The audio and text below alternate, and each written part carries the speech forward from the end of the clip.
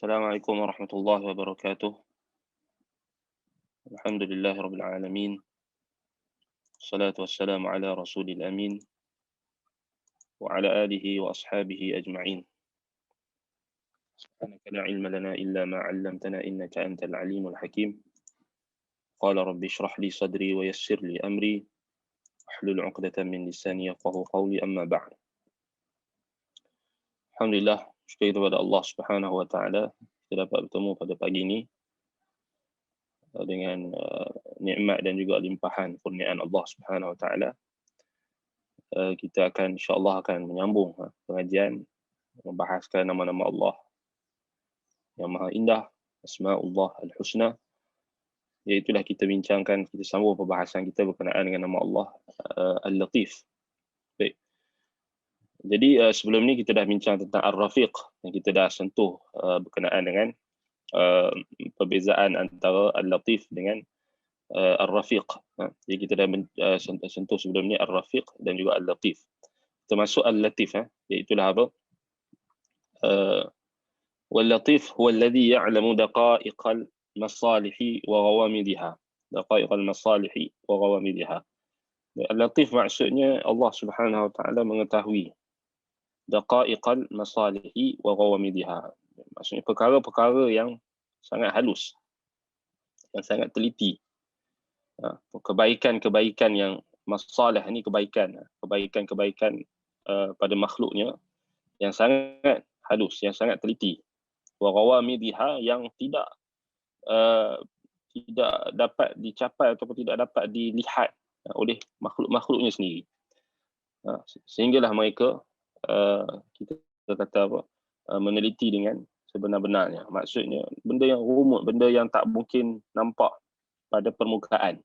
Itu maksudnya daqaiqi al-masalihi wa ghamidha. Jadi Allah Subhanahu wa taala Al-Latif, kita boleh kata dia yang maha halus, yang mengetahui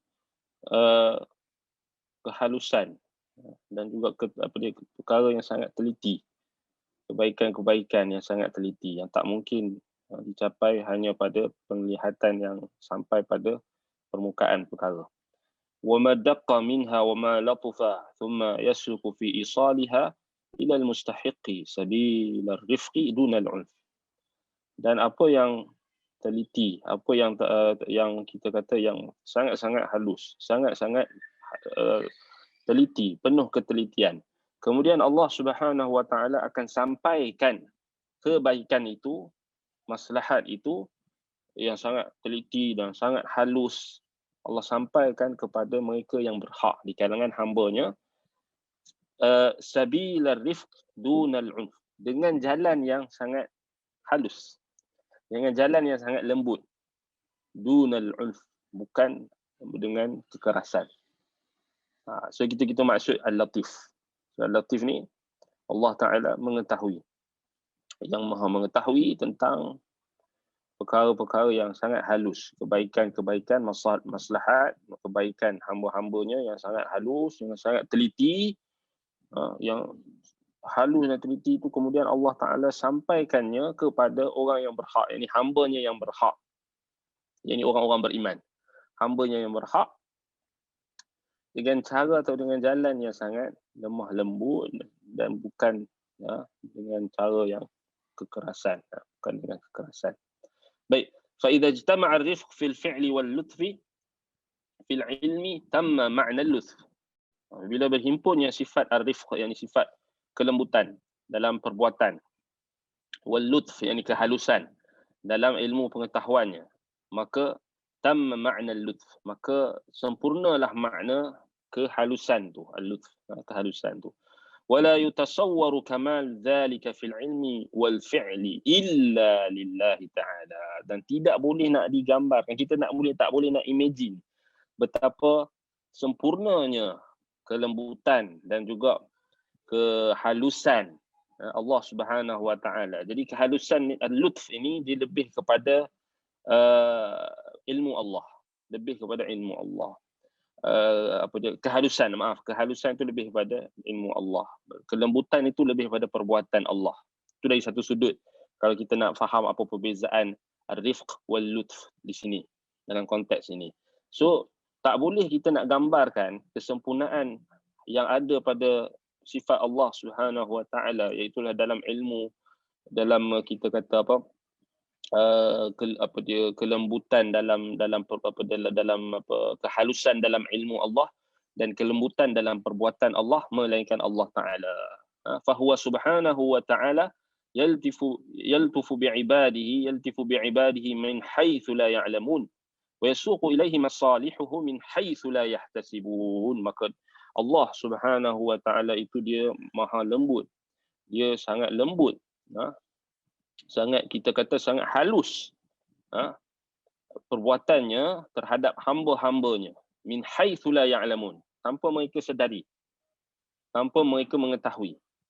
Wa yasuqu ilaihim masalihuhum min haitsu la yahtasibun, atau masalihahum min haitsu la yahtasibun.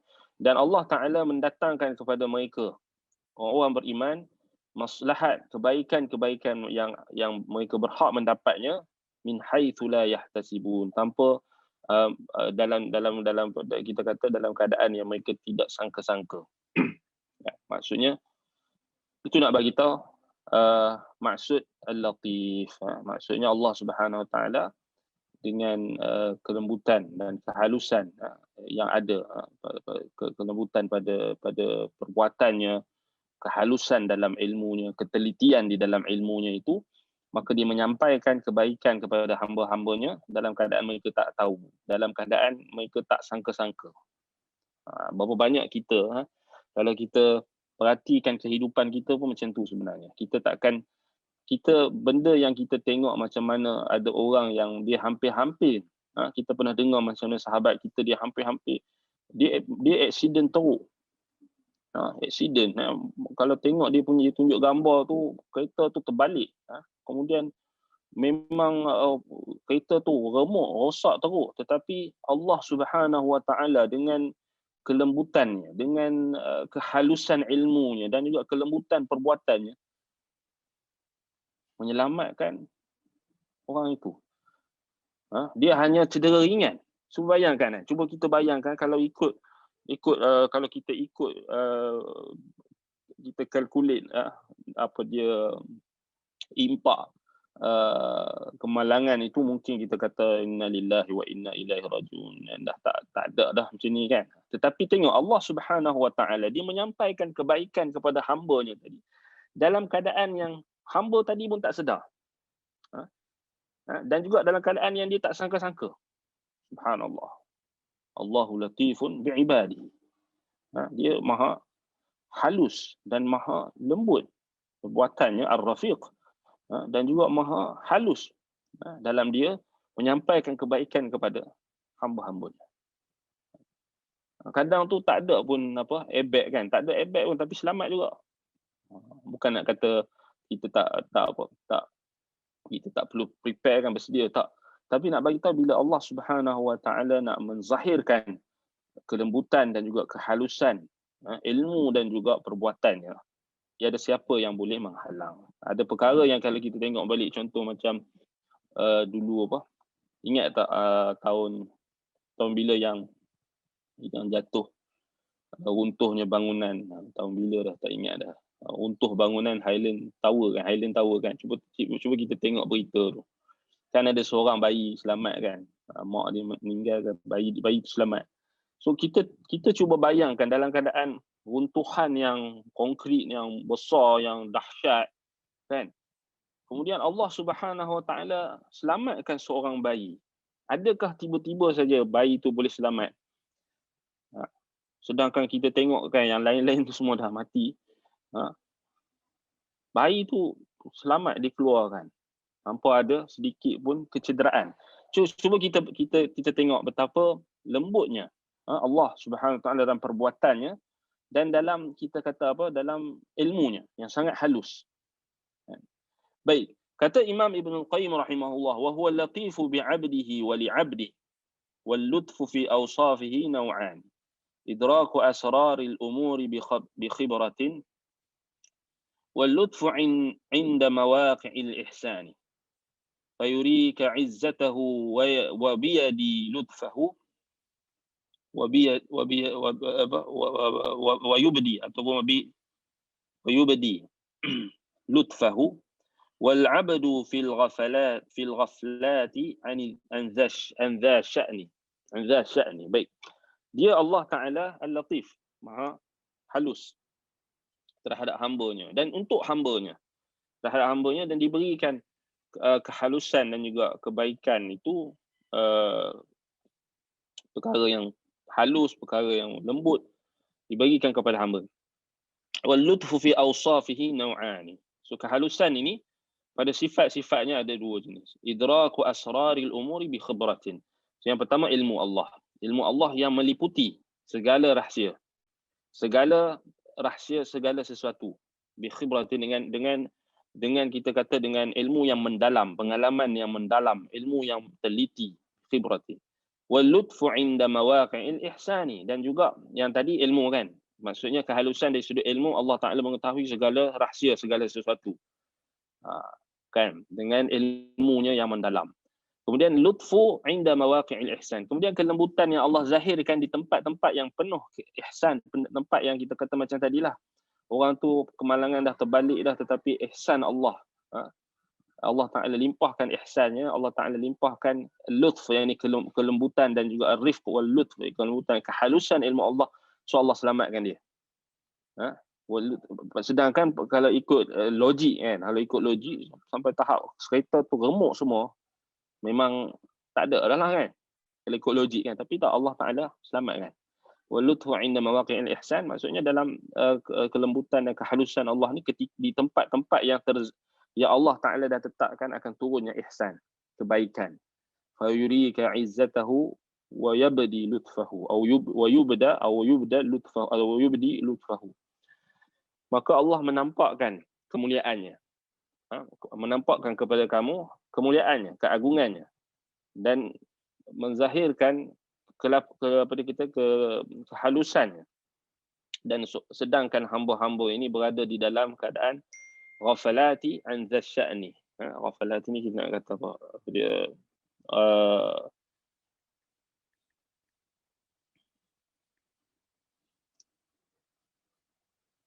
dalam keadaan lalai lah kan, ghafalati an dzasya'ni. Sedangkan hamba dalam keadaan lalai daripada pemilik urusan, ini daripada Tuhan. Sedangkan kita hamba ni kita tak pernah tahu kan. So kita tak pernah tahu pun, kita tak pernah nak apa, kita lalai dan leka dengan pemilik bagi seluruh urusan, iaitu Tuhan kita, Allah Subhanahu Wa Taala Al-Latif, Al-Khabir, Al-Rafiq. Baik. Jadi maksudnya anna al-latif walladhi yaltufu bi'ibdihi fi umurihi ad-dakhiliyah wal muta'alliqah bi nafsihi ويلطف بعبده في الأمور الخارجية عنه ويسوق إليه ما به سلاحه أو صلاحه من حيث لا يشعر وهذا من آثار علمه وكرمه ورحمته. Baik. Jadi maknanya di sini al-latif, dialah yang maha halus perbuatannya kepada hamba-hambanya. Halus ilmu dan pada kita kata pengetahuannya terhadap hamba-hambanya.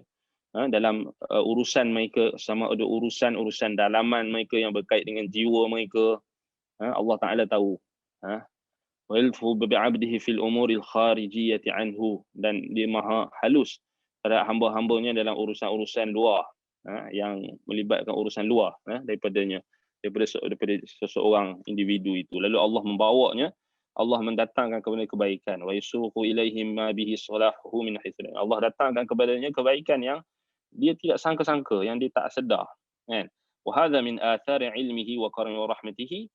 Dan ini adalah kesan ilmu Allah, apa dia, karamihi wa rahmatihi, apa dia, pemurahnya Allah, dan kepemurahan Allah dan rahmatnya yang sampai kepada hambanya. Falihadza kana al-latif lil-latif ma'nayan, al-ma'na al-awwal annahu al-khabir alladhi ahata 'ilmuhu bi-asrar wa ma la tafarraqa bihi shay'. والمعنى الثاني لطفه بعبده ووليه الذي يريد أن يتم عليه إحسانه ويشمله بكرمه ويرقيه إلى منازل عالية. فييسره لليسرى ويجنبه العسرى ويجرى عليه من أصناف المحن التي يكرهها وتشق عليه وهي عين صلاحه والطريق إلى سعادته فيمتحن عبده بما يكره لينيله ما يحب بلطفه وكرمه. Baik, apa maksudnya? Kata pengarang di sini, bila dah kita sebut tadi maksud secara umum, maksud al-latif ni, kemudian dibahagikan makna al-latif ini kepada dua makna yang dibahaskan oleh para ulama. Makna yang pertama, Allah Ta'ala, kita dah bincang tadi, kita dah sentuh secara umum kan. Makna yang pertama menyentuh pada ilmu Allah. Pada ilmu Allah. Itulah annahul khabir. Yang dibalik pada makna nama Allah al-khabir, yang maha mendalam pengetahuannya. Alladhi ahata ilmuhu bil asrari wa ma latufa wa daqqa min kulli syai.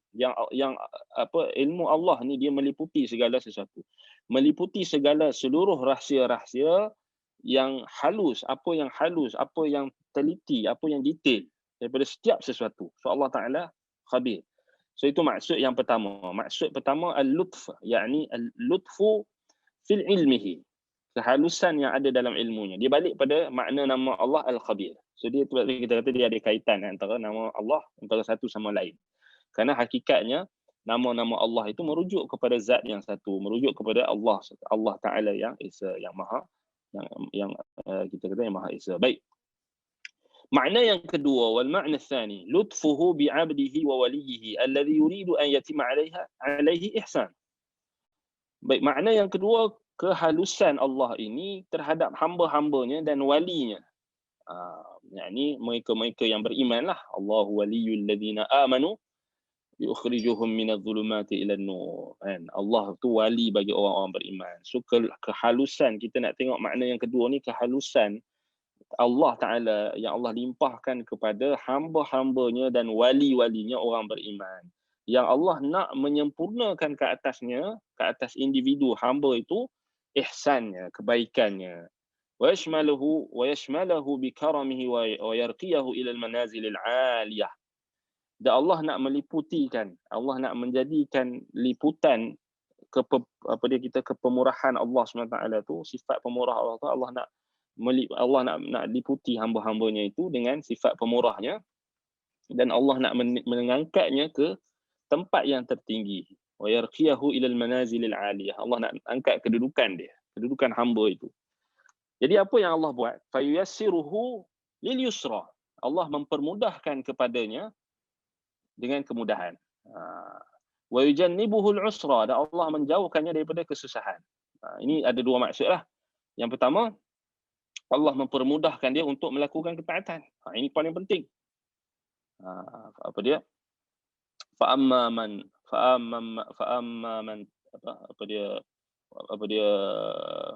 macam ayat tu. Wa saddaqa bil husna wa sanuyassiruhu lil yusra. Kan?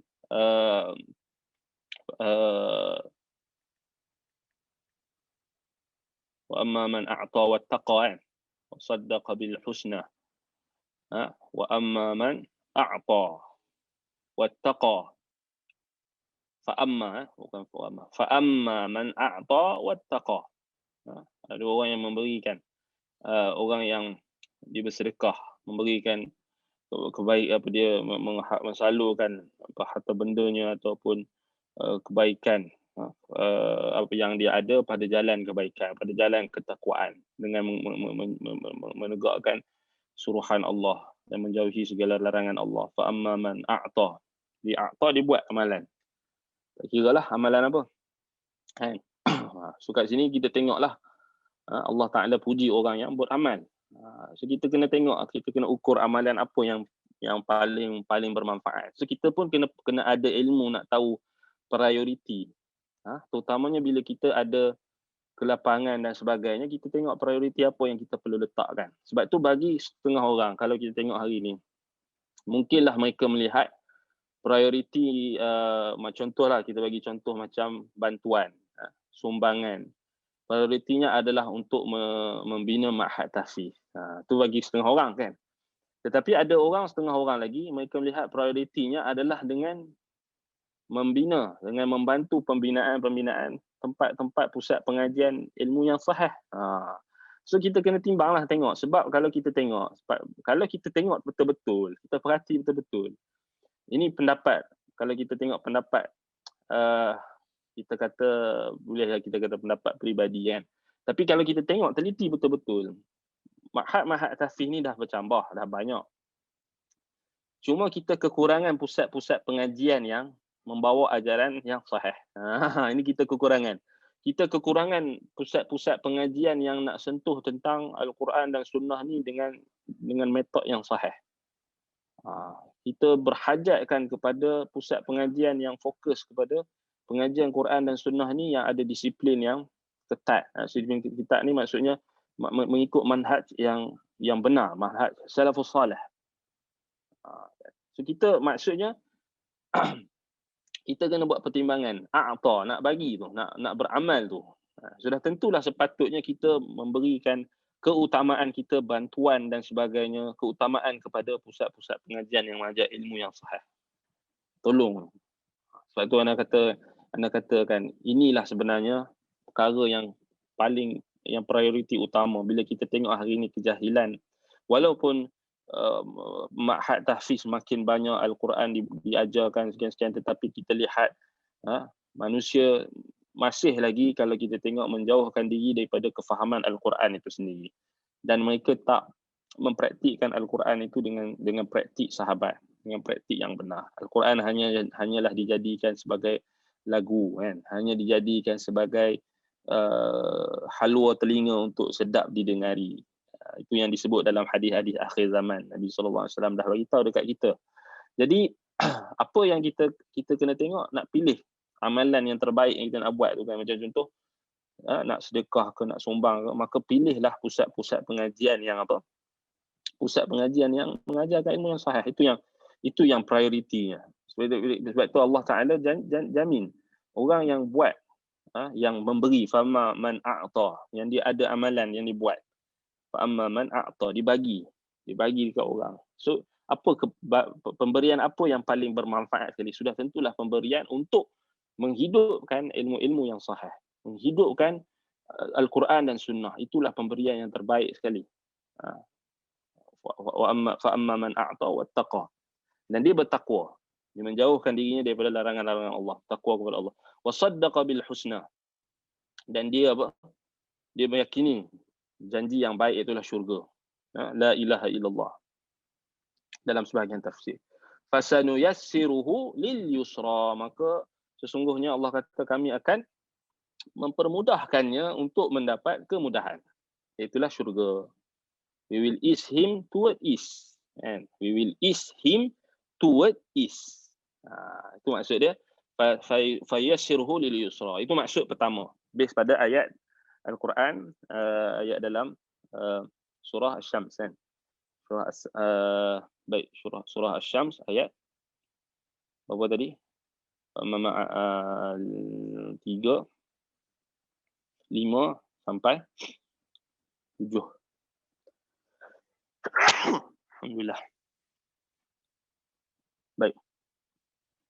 Ayat yang berikutnya, wa amma man bakhila wastaghna wa kadzdzaba bil husna fasanuyassiruhu lil usra. Itu orang yang kedekut, orang yang tak mau beramal, orang yang dia tak mau berkongsi nikmat Allah Taala yang Allah Taala bagi dekat dia. Dia hanya fikirkan diri sendiri. Orang yang mendustakan hari akhirat, mendustakan syurga. Wastaghna, dia merasa cukup, cukuplah kan, cukup untuk aku saja, cukup pada kebaikan yang dia ada, kelebihan nikmat yang diberi cukup untuk aku saja. Aku tak perlukan kepada Tuhan, aku tak perlukan kepada amalan soleh dan sebagainya, rasa cukup. Maka dia mendustakan pula al-husna wa kadzdzaba bil husna, mendustakan pula yakni denies the best reward, itu syurga kan. Fasanuyassiruhu lil usra, maka Allah akan pemudahkannya untuk mendapat kesusahan. Wal iyad billah, wal iyad billah. Sebab tu akhir sekali tu Allah Taala tutup ayat tu, Allah kata apa? Wama yughni anhu maluhu idza taraddah. Apakah yang dapat pertolongan yang mereka dapat diberi, apa yang dapat diberikan kepadanya oleh hartanya apabila ianya telah terjerumus ke dalam azab siksa akhirat? And what will his wealth avail him when he falls.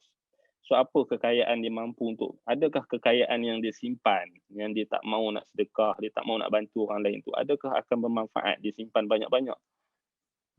Sebab itu apa, Allah Ta'ala tutup ayat tu dengan apa? وَمَا يُغْنِي عَنْهُ مَالُهُ إِذَا تَرَدَّى.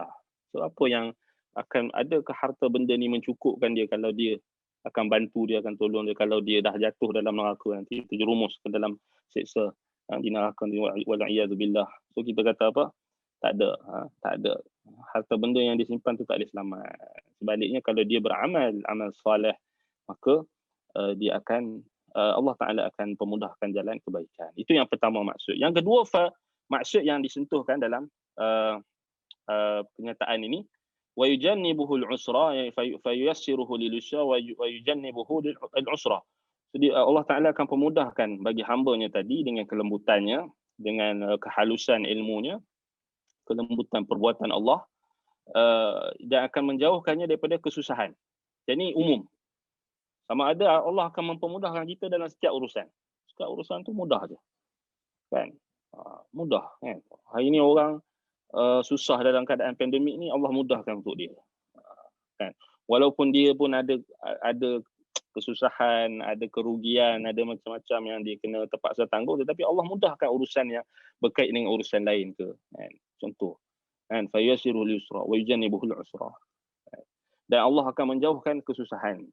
So kita tengok kan hikmah. Dulu kalau kita perasan, waktu sebelum pandemik ni, kelas, kalau kita buat kelas fizikal kan, khususnya di Yayasan Ta'lim, kita buat kelas fizikal kan. So kita tahulah macam mana dia punya apa dia, kita kata sambutan tu kan. Kadang-kadang memanglah selalunya yang awal-awal buka kelas tu lah penuh ramai kan. Kemudian kita nampaklah macam mana orang nak komit kan. Orang nak komit. Tapi ada juga orang yang Allah Ta'ala mudahkan. Dia datang daripada jauh kan. Datang daripada Bangi pun ada, datang daripada macam-macam datang. Kita ingat lagi kan. Jadi bila kita tengok apa sahabat kita share apa dia tempat pengajian tu, kita rasa macam kenangan kan. Kenangan tempat pengajian dah. Maksudnya dah ni kan. Dah dipecahkan dari balik satu kan. Semoga Allah pemudahkan urusan pihak admin dan juga pihak pentadbiran Yayasan Ta'lim lah kan. Baik, jadi kita duduk jauh ni, kita nak tolong pun tak boleh, kita doakan lah kan. Kita tengok apa orang bagi gambar kan, maksudnya dah ubah tu, kita nak tolong jauh kan, macam mana nak balik, nak pergi tolong macam mana. So kita pun buat ada kitab-kitab kita pun ada kat situ lagi. Kita pun doakan lah, doakan semoga Allah memudahkan. So memang kalau kita tengok balik pengajian, contoh kan, kita nak bagi contoh-contoh Allah mudahkan sesuatu yang kita nampak macam susah pada awalnya. Awal kalau buat kelas fizikal ni memang boleh kata kedatangan tu memang lepas 2 minggu 3 minggu itu start macam dah berkurang kan. So memang susah lah sebenarnya kita nak ajak orang untuk komit untuk mengaji secara fizikal ni. Kalau kita tempat tu kita kata dia agak dia dah strategik, tetapi cuma diperlukan kepada apa dia fasiliti yang lebih kita kata apa yang lebih terurus dan sebagainya kan. Kita fahamlah kan. So itu banyak benda yang menyebabkan orang susah nak datang dan sebagainya. Tetapi Allah Ta'ala bila berlaku pandemik ni, kita tengok macam mana Allah mudahkan kita dengan kita boleh buat kelas secara maya, kelas secara online, dan kehadiran pun alhamdulillah takkan kurang daripada paling cikai pun mestilah 50, 100 kan. Paling kurang 100, ada 100 orang. 100 orang yang join, 100 orang yang online, yang dengar ceramah, yang dengar kuliah, yang mengaji kan. So alhamdulillah, walaupun dalam keadaan yang kita kata macam yalah, dulu kan kita terfikir juga online ni mungkin orang malas nak dengar, tapi tengok dengan kelembutan, dengan lutfullah, dengan kehalusan ilmu Allah dan kelembutan Allah, Allah mudahkan sesuatu yang pada asalnya kita rasa macam susah. Kita rasa macam susah. Dan memang kalau kita tengok balik mudah, dimudahkan. Alhamdulillah. Yang ni nikmat internet ni, nikmat ni yang kita kena manfaatkan semampu mungkin. Sedaya upaya kita kena manfaatkan. Sebab itu alhamdulillah kita tengok program-program masih berterusan. So diploma Yayasan Ta'lim masih berterusan. Asasi pengajian Islam ada pula program baru. Tengok kan macam mana Allah Ta'ala pemudahkan. Dan ada pun perkara-perkara yang kita nampak macam kesusahan pada awal peringkat dan sebagainya tu, kita letak tepi dulu dan kita kena tengok apa yang Allah mudahkan, apa yang dari sudut positif, perkara yang positif yang kita dapat. Macam mana kita boleh, orang-orang yang bekerja di rumah kan, dia boleh apa, dia boleh apa, bagi dia dulu tak ada masa langsung dengan keluarga kan, keluar meeting, kemudian keluar, lepas tu station, tak ada masa dengan isteri, tak ada masa dengan keluarga, anak-anak dan sebagainya.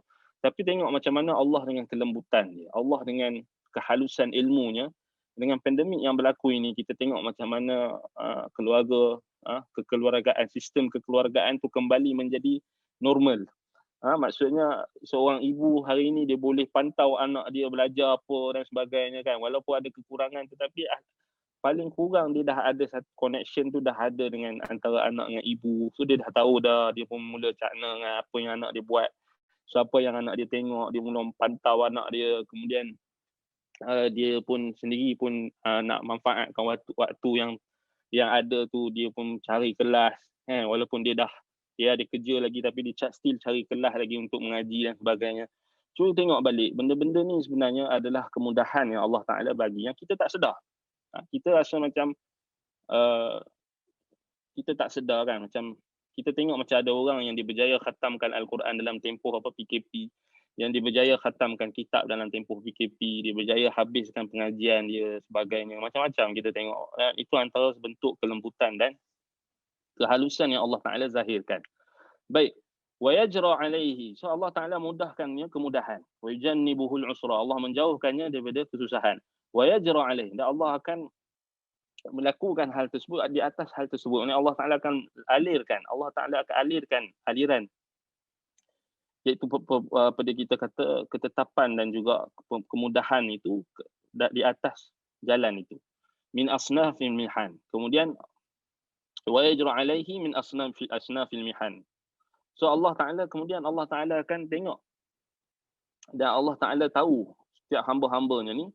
So Allah Ta'ala jadikan adanya ujian, min asnafil mihan, adanya mihnah, adanya ujian yang Allah Ta'ala berikan, allati yakrahuha, yang hamba ni tadi tak suka pada asalnya, wa tashuqqu alaihi, dan susah. Yang kita tak boleh nak bergerak ni, kita tak boleh nak pergi mana-mana ni, memang susah pada awalnya. Betul tak? Semua orang rasa berat kan? Min asnafil mihan allati yakrahuha wa tashuqqu alaihi, yang pada asalnya kita tak suka kan, bila lah nak habis ni, kita tak suka dan susah kat atas kita ni, susah. Tetapi tengok Allah letakkan hal tersebut yang kita tak suka, wahya ainu salahihi, dia sebenarnya adalah ain bagi kebaikannya. Dia adalah, kita kata, zat, atau kita kata perkara yang kebaikan itu sendiri, kebaikan untuk hambanya. Wa tariqu ila sa'adah atau sa'adatihi, dan jalan yang akan membawanya kepada kebahagiaannya. Fayamtahinu 'abdahu bima yakrahu liyunilahu ma yuhibbu bilutfihi wa karamihi. So Allah Ta'ala menguji hambanya tadi dengan apa yang tak disukai, apa yang hamba tu tak suka, untuk mendatangkan apa yang dicintai oleh Allah, iaitu mendatangkan kepadanya kehalusan dan kelembutan Allah, dan kepemurahan Allah Subhanahu Wa Taala. Sifat Allah yang pemurah itu, iaitulah kurniaan Allah. Maksudnya macam dalam Al-Quran Allah Ta'ala sebut, kutiba alaikumul qital wa huwa kurhul lakum, asa an takrahu syai'an wa huwa khairun lakum, wa asa an takrahu syai'an wa huwa khairun lakum, wa asa an tuhibbu syai'an wa huwa syarrun lakum, wallahu ya'lamu wa antum la ta'lamun. Dan Allah Ta'ala dia sebut berkenaan dengan kewajipan peperangan ke atas para sahabat. Sedangkan peperangan itu adalah perkara yang kamu benci, wa huwa kurhun lakum, benda yang orang tak suka kan. Tapi Allah kata wa asa an takrahu syai'an, baik, boleh jadi apa yang kamu benci itu, wa huwa, sesuatu yang kamu benci itu, wa huwa khairun lakum, sedangkan dia baik untuk kamu. Wa asa an tuhibbu syai'an wa huwa syarrun lakum, boleh jadi apa yang kamu cintai, apa yang kamu sukai itu, sesuatu yang kamu sukai itu adalah buruk untuk kamu. Wallahu ya'lamu wa antum la ta'lamun. Allah tu mengetahui, dan sedangkan mengetahui segala sesuatu, dan kamu pula tak tahu apa-apa. So, macam kita kata macam pandemik lah, kita tak suka lah mula-mula kan, maksudnya kena tutup, kemudian pusat pengajian tutup, kemudian sekolah pun kena tutup, ni nak buka balik alhamdulillah kan dengan SOP apa benda tu. Kemudian macam-macam lah, bisnes pun apa dia susah nak bergerak, tapi ada still ada lah, bukan tak ada kan. So, masih lagi kita kata ada lagi, Allah Ta'ala mudahkan kan. Kita tengok waktu-waktu macam ni, kalau tengok PKP yang terawal tu, orang yang Allah Ta'ala buka rezeki orang-orang yang jual niaga online, makanan online, buat penghantaran makanan dan sebagainya kan, buah lah, apa benda lah, kuih lah, macam-macam kek lah. So rezeki mereka dibuka ketika itu kerana orang berhajat kepada makanan waktu itu dan sebagainya. Kalau kita tengok balik, itu antara kemudahan yang Allah Ta'ala bagi. Kita benci sesuatu tetapi sebenarnya benda tu ada kebaikan, kita tak tahu. Bahkan boleh jadi Allah Ta'ala lebih tahu apa yang mudarat yang mungkin menimpa kita kalau kita teruskan dengan perkara tersebut. Allah tak halang kat daripada kita, mungkin kita boleh kena yang benda yang lebih teruk lagi. Sebab itu kita kena yakin bahawasanya ujian Allah Ta'ala ini bukanlah sesuatu yang pada pandangan kita adalah sesuatu yang kita berat, kita tak suka sebab kita, tapi kita kena ingat maksudnya setiap perkara itu ada sisi kebaikan lain yang kita perlu lihat. So itu perkara yang kita kata sudut pandang kita. Contoh kan macam sekarang solat kan, kita solat dekat masjid, okay, so pergi solat still alhamdulillah tau, kita masih lagi boleh solat dekat masjid.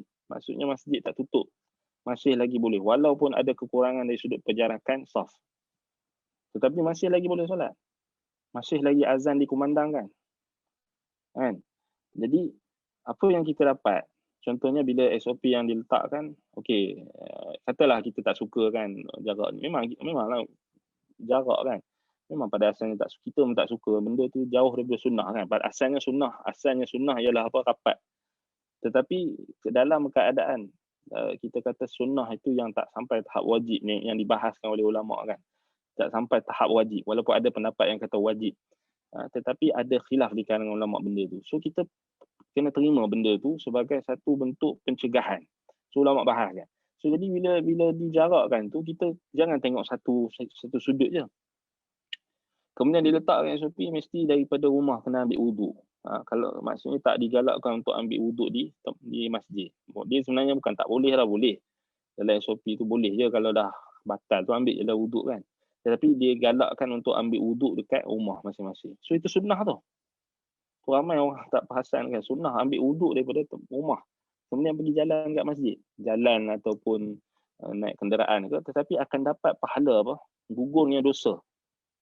Kemudian dalam riwayat Imam Ibnu Majah, Ibnu Hibban, Ibnu Khuzaimah dan lain-lainnya, disebutkan dalam hadis kalau seorang hamba tu dia berwuduk dari rumah, fa asbagha wudu'ahu fa ahsana wudu'ahu, dia memperelokkan wuduknya, menyempurnakan wuduknya, kemudian fa zahaba ila al-masjid la yuridu illa salah, dia pergi ke masjid, dia tak mau melainkan nak solat saja, maka fatabashbashallahu kama yatabashbasha al-ghaibu an ghaibihi atau kama qala sallallahu alaihi wasallam an maghibihi, maka Allah Subhanahu wa taala berseri-seri wajah Allah, yatabashbashallah ataupun yatabashbasha wajhullah, ataupun lebih kurang macam tu lafaz dia, yatabashbasha bashbasha yubashbishu, tabashbasha itu Nabi kata yatabashbasha yatabashbasha Allah.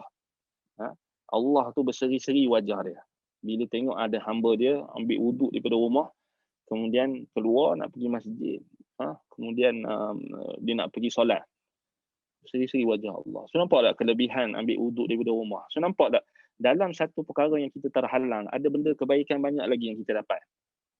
Subhanallah. Dan cuba tengok lagi, berapa banyak juga benda-benda yang antara hikmah yang kita pandang, berapa banyak juga benda-benda bid'ah yang tak mampu nak dilaksanakan ketika pandemik ini. Kan, banyak benda yang bid'ah yang maksudnya paling kurang dia akan jadi minimal lah. Dia tak jadi, kalau doa pun dia tak baca panjang-panjang dah kan. Dia tak baca panjang-panjang, dah tak ada zikir-zikir ramai-ramai. So masing-masing zikir masing-masing kan. So kita tengok kan, maksudnya dia ada hikmah. So ada, alhamdulillah kita tengok benda tu, kita kata ada kebaikan lain.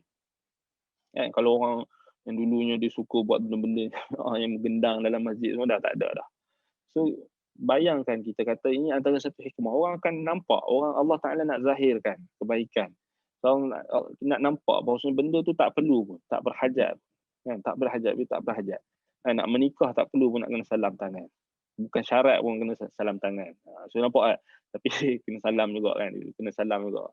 Mesti kena nak buat macam tu, mesti kena sentuh juga. So banyak benda yang kita boleh dapat sebenarnya. Maksudnya kita boleh tengoklah kebaikan, sisi kebaikan.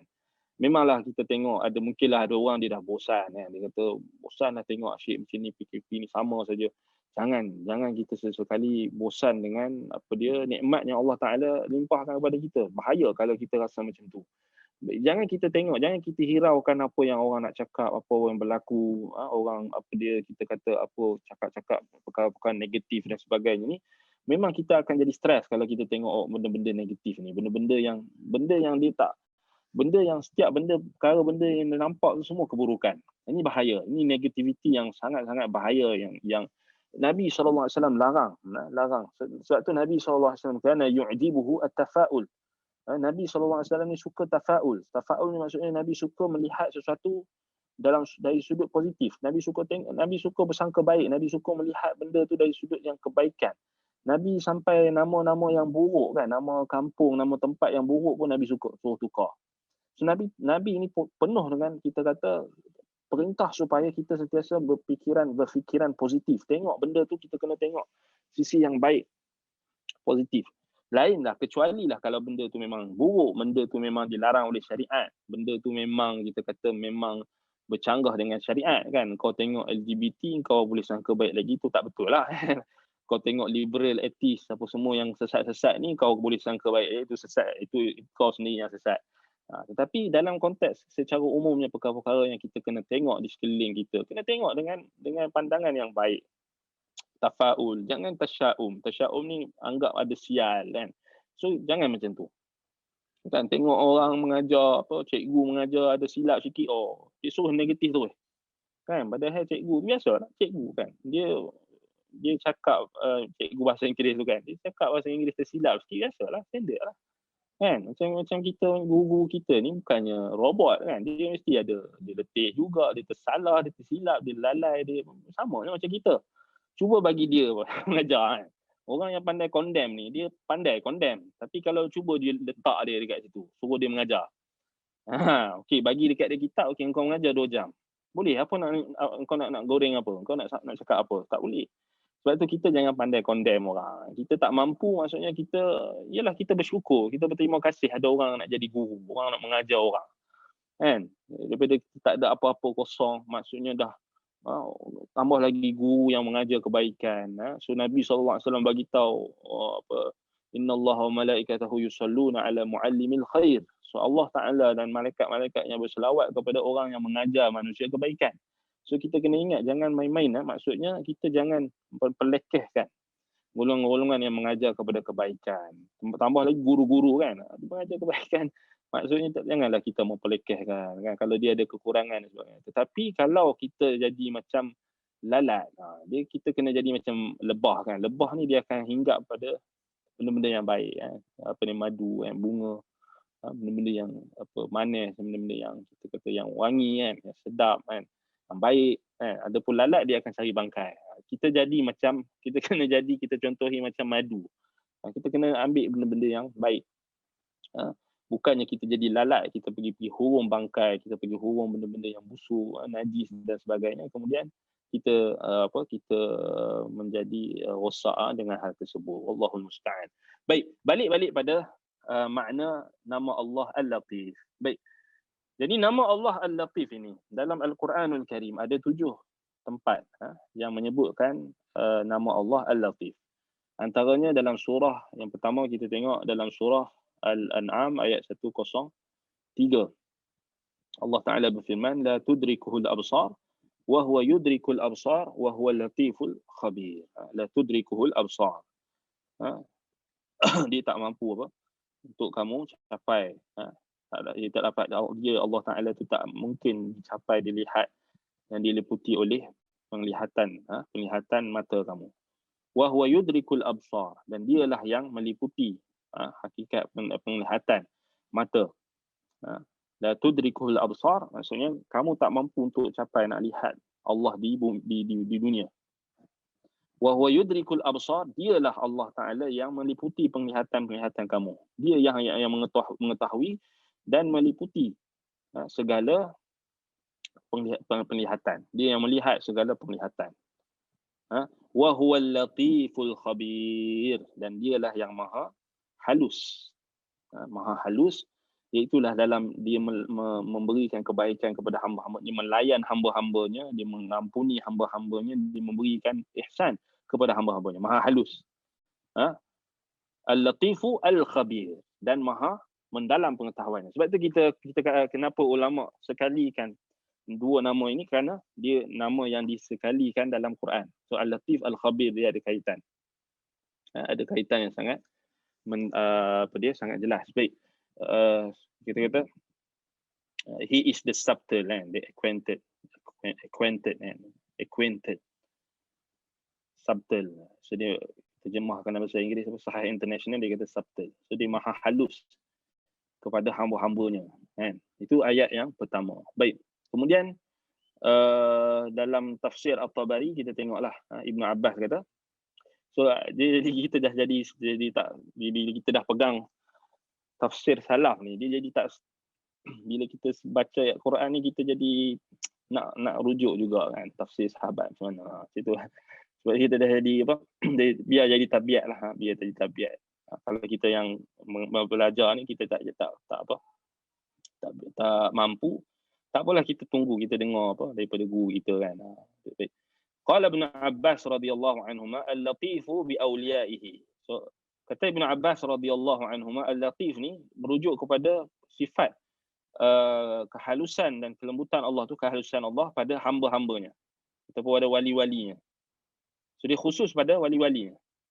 Al-khabiru bihim, dan maha mendalam pengetahuannya terhadap mereka. Baik, kata Al-Azhari, makna latif ar-rafiqu bi'ibadihi. So dia maha lembut pada hamba-hambanya. Wa qila al-latifu al-musilu syai'a bil-lini wa rifqa. Dikatakan juga maksud al-latif iaitulah dia yang menyampaikan sesuatu dengan lemah lembut dan dengan penuh kehalusan. Allah menyampaikan sesuatu pada hamba-Nya itu dengan penuh lemah lembut dan kehalusan. Sampaikan nikmat dia, sampaikan apa lagi, tunjuk. Wa qila al-latifu alladhi yunsil ibada dhunubahum li alla yakhjalu. Subhanallah. Dikatakan juga makna al-latif, so dia ada banyak makna-makna yang dia berkaitlah kan. So dia ada mazmun, dia ada konten makna nama bagi sifat, nama sifat yang ada dalam nama tu. So dikatakan juga oleh ulama, latif al-latif iaitulah Allah yang melupakan hamba-hambanya akan dosa-dosa mereka, li alla yakhjalu, supaya mereka tidak khajal, tidak terlampau takut, tidak terlampau apa cemas. So subhanallah, cuba bayang kalau Allah Taala bagi kita ingat dosa-dosa kita yang banyak, kita dah tak terhitung dosa kita ni. Cuba Allah Taala bagi kita ni, cuba kita dengar macam dalam Ighathatul Lahfan kan, taubat Ibnu Sammah atau Sammah, yang dia kira dia punya usia tu, kemudian dia kira dosa-dosa dia, kemudian dia mati. Cuba bayangkan, Allah Ta'ala latif, dia tak sampai tahap tu, dia nak bagi kita ni, still kita ada perasaan lupa. Dia melupakan. Dia bukan sebenarnya kita lupa dosa-dosa kita, bukan sebab kita sendiri, sebab Allah Ta'ala yang bagi lupa. Sebab Allah Ta'ala nak bagi supaya Allah Ta'ala nak kontrol emosi kita, supaya tak apa, Allah Ta'ala tahu. Dia khabir. Dia tahu hamba ni kalau terlampau takut dengan dosa ni, hamba aku ni akan putus asa. Sebab tu dia bagikan ada waktunya kita lupa dosa-dosa tu. Tapi bukan maksud lupa tu kita langsung buat lupa. Bukan. Kalau ada hak orang, kita sampaikan, kita taubat. Apatah kalau melibatkan hak orang, mazalim, benda-benda yang zalim yang kita ambil, dan kita kena serahkan pada haknya, pada orang yang berhak. Bukan maksud kita lupakan terus. Maksudnya di sini Allah yang lupakan. Allah yang lupakan, kita tak. Yalah, cuba bayang kalau kita 24 jam duk ingat dosa. 24 jam tak ada langsung lupa waktu macam bila kita nak main ni, bila kita nak berehat, bila kita nak fikir benda-benda lain. Kadang-kadang kita ni perlukan juga kerehatan, kan, kita nak apa dia, bersenda gurau dengan anak-anak kita, ada juga kan Allah Taala bagi. So kenapa kita dilupakan oleh Allah? Sebab itu kita kata itu ada antara contoh apa, latif, yakni Allahu latifu bi'ibadihi. Allah itu dia sangat halus, sangat lembut, halus pengetahuannya, ilmunya, halus juga perbuatan, lembut perbuatannya terhadap hamba-hambanya. Sebab itu wa aslul lutfi diqqatun nazari fil asya. Asal dalam bahasa Arab lutf ini iaitulah ketelitian dalam melihat sesuatu perkara. So ketelitian dalam melihat sesuatu perkara sangat halus. Baik. Kemudian ayat yang berikutnya, kalau kita tengok dalam ayat yang kedua, surah Yusuf, ayat 100. Inna rabbi latifun lima yasha. Inna rabbi latifun lima yasha. Ini dalam surah Yusuf ayat 1 kan. So kisah pasal apa, kedua ibu bapa Nabi Yusuf masuk Mesir. Kemudian Nabi Yusuf angkat mereka di singgah sana kan. Dan mereka sujud hormat. Kemudian Nabi Yusuf kenangkan nikmat-nikmat. Dia kata apa dia wa qad ahsana bi id akhrajani minas sijni. Qad ja'alaha rabbi haqqan. So Nabi Yusuf sebutkan mimpi dia itu menjadi terbukti, apa dia kita kata kebenarannya menjadi betul, takwil mimpi itu berlaku kan. Maksudnya inni ra'aitu ahada asyara kaukaba wasyamsa wal qamara ra'aituhum li sajidin. Dia tengok bintang-bintang, apa dia, matahari dan bulan sujud kepada dia, itu berlaku dengan datangnya kedua ibu bapanya. Jadi dia pun sebutlah nikmat-nikmat. Tengoklah Nabi Yusuf alaihissalam, waqad ahsana bi id akhrajani minas sijni. Allah Taala telah melimpahkan ihsannya kepadaku ketika aku dikeluarkan daripada penjara. Wa jaa bikum minal badwi min ba'di an nazagha asyaitanu baini wa baina ikhwati. So Allah Taala yang mendatangkan semula saudara-saudara Nabi Yusuf ni setelah apa, syaitan yang cuba untuk mencabut hubungan kekeluargaan, hubungan adik-beradik yang utuh pada asalnya itu di antara aku dan juga saudara-saudaraku. Inna rabbi latiful lima yasha. Sesungguhnya Rabbi, Tuhanku yang memimpinku, yang mentadbir urusan aku, yang mengurus, yang mendidik aku, latifun. Itu kita kata latifun. So kita tengok perkataan latif ni dalam tafsir At-Tabari. So dikatakan oleh Imam Ibn Jarir At-Tabari rahimahullah, inna rabbi latifun lima yasha. Latifun lima yasha. Jadi kita tengok dalam tafsir At-Tabari kejap.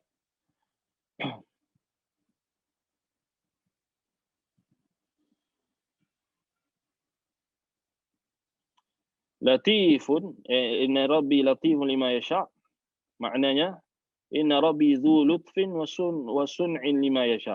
Lutfin wa sun'in lima yasha. So Allah Taala ni dia pemilik bagi segala kehalusan dan kelembutan dan segala yang dia nak buatlah. So kita kata sun'in. Apa yang dia nak buat pada hamba-hamba dia yang dia kehendaki. Lima yasha. Siapa saja yang dia kehendaki. So lima yasha ni umum lah, termasuk orang kafir pun kalau Allah Ta'ala nak bagi dia petunjuk, Allah Ta'ala nak lembut, Allah Ta'ala nak bagi dia kita kata kebaikan, rahmat atau ihsan, Allah Ta'ala nak bagi kat dunia ni boleh kan, sebab dia umum, lima yasha, siapa saja yang dikendaki. So boleh jadi orang kafir pun dia akan dapat, maksudnya dia akan dapat, Allah Ta'ala mungkin akan bagi dia petunjuk untuk menerima Islam dan sebagainya, so daripada jalan yang dia tak sangka-sangka.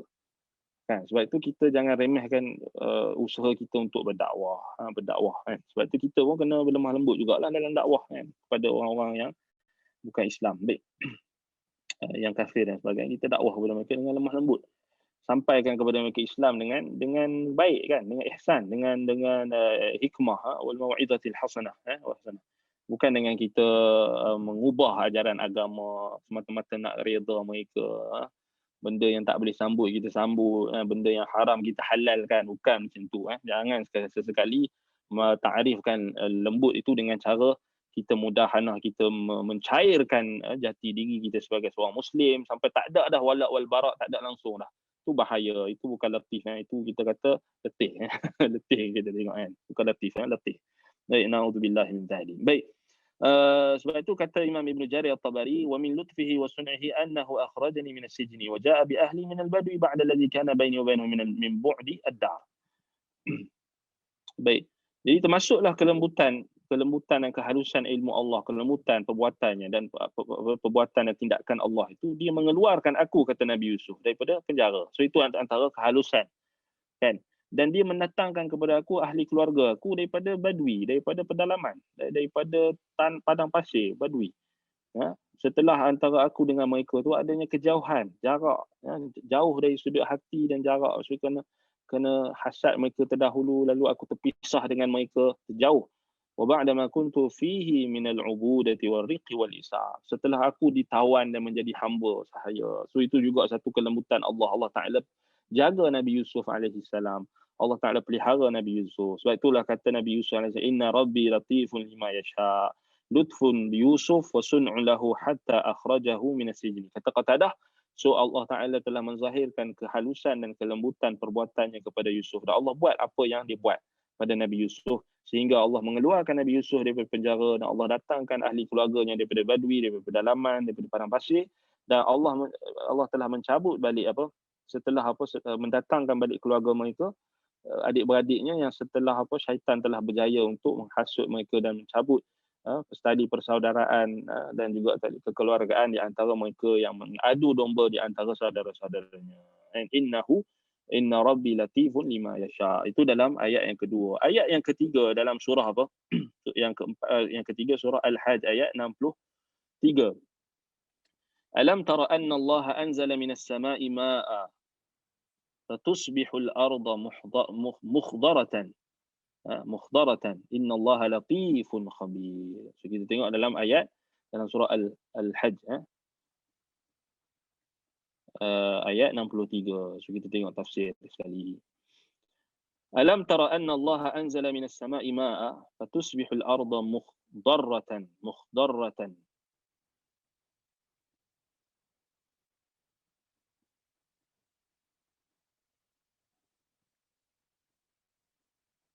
Baik.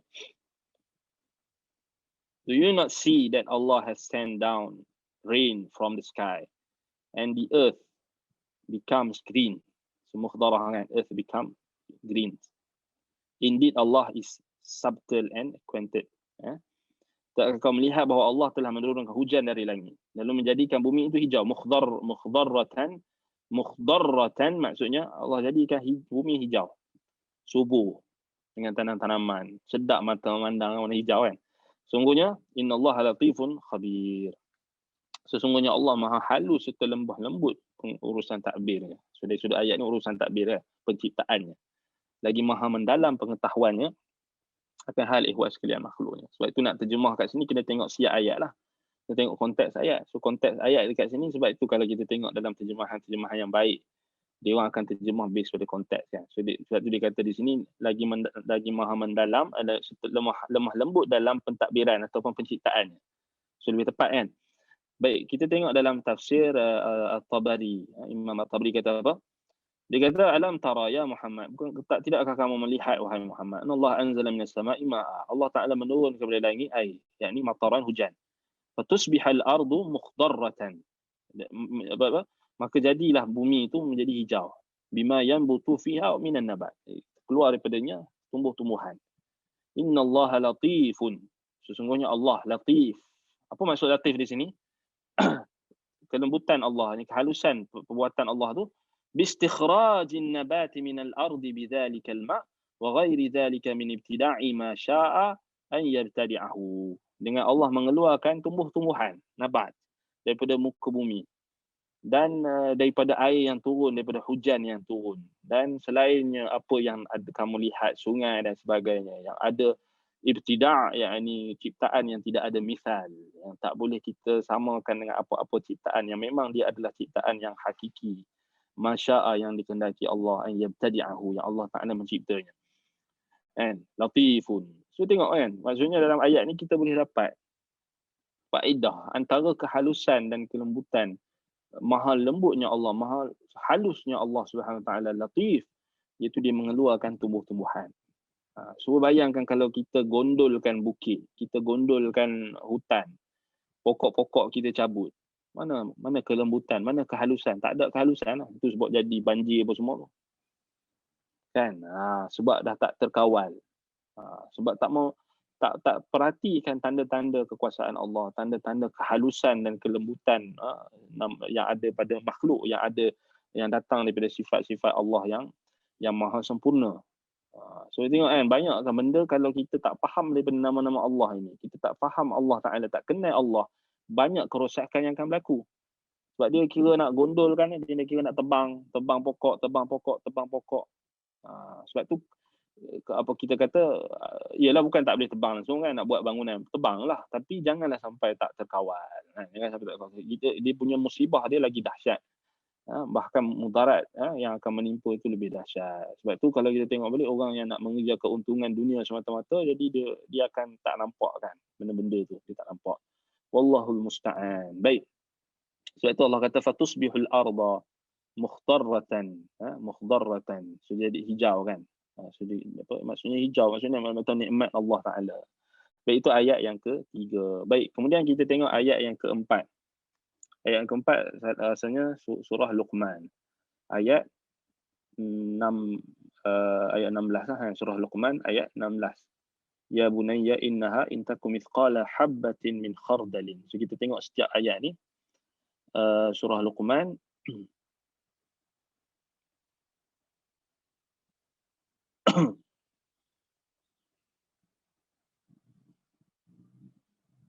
baik, kalau ada soalan.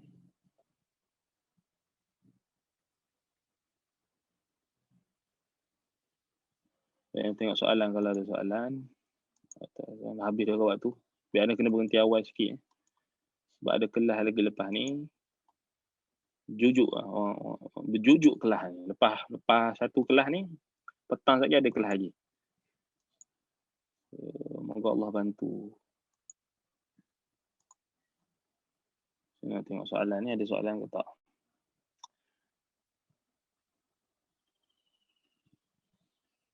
Pelik kadang-kadang ni.